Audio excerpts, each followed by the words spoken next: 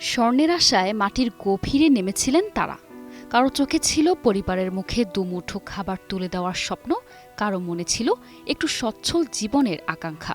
কিন্তু জীবিকার সন্ধানে যে অন্ধকার গহ্বরে পা রেখেছিলেন শত শত মানুষ, মুহূর্তেই সেই খনি পরিণত হলো মৃত্যুর নির্মম ফাঁদে। মধ্য আফ্রিকান প্রজাতন্ত্রের জাম্বোয়ে এলাকায় একটি সোনার খনিতে ভয়াবহ ধসে প্রাণ হারিয়েছেন শতাধিক শ্রমিক।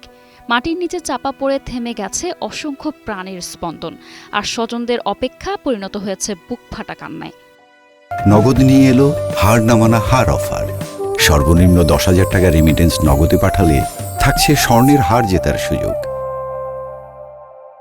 মঙ্গলবার ক্যামেরুন সীমান্তবর্তী জাম্বোয়ে এলাকার ওই খনিতে এ দুর্ঘটনা ঘটে।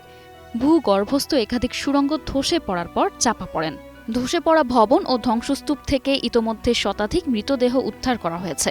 জানা যায়, দুর্ঘটনায় 100 জনেরও বেশি মানুষের প্রাণহানি ঘটেছে।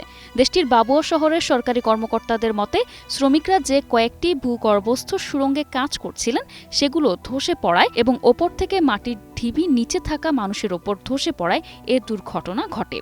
খনি শ্রমিকরা যখন মাটির নিচে একাধিক সুড়ঙ্গে কাজ করছিলেন, ঠিক তখনই সুড়ঙ্গগুলো ধসে পড়ে। সামাজিক যোগাযোগ মাধ্যমে ছড়িয়ে পড়া ভিডিওতে দেখা যায় মাটির একটি বিশাল ঢিবি হঠাৎ ধসে নিচে দাঁড়িয়ে থাকা শ্রমিকদের ওপর পড়ে।